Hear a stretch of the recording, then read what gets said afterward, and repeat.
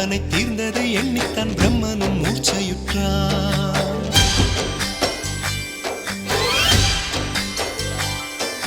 மின்னலை பிடித்து மேகத்தில் துடைத்து பெண் என்று படைத்து வீதியில் விட்டு விட்டான்.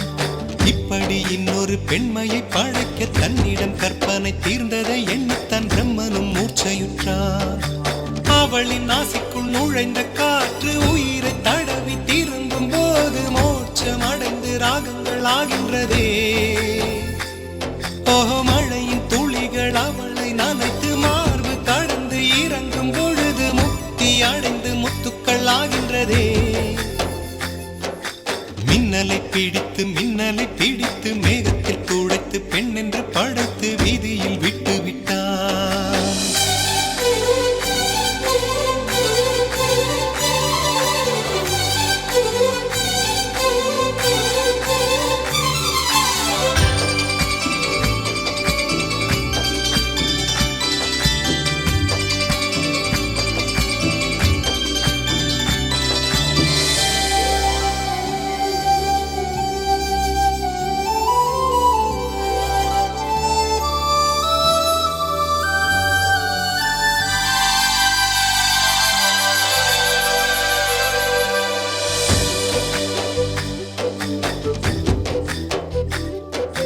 நிலவின் ஒளியை பிடித்து பாலில் நனைத்து கன்னங்கள் செய்து விட்டான்.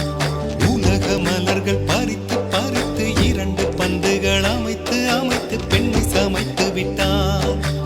அழகு என்பது ஆண்பாலா பெண்பாலா என்பதில் எனக்கு சந்தேகம் தீர்ந்தது. அழகு என்பது நிச்சயம் பெண்பாலடா.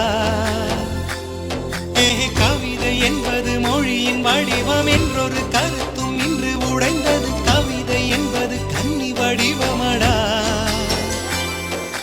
மின்னலை பிடித்து மேகத்தில் துடைத்து பெண் என்று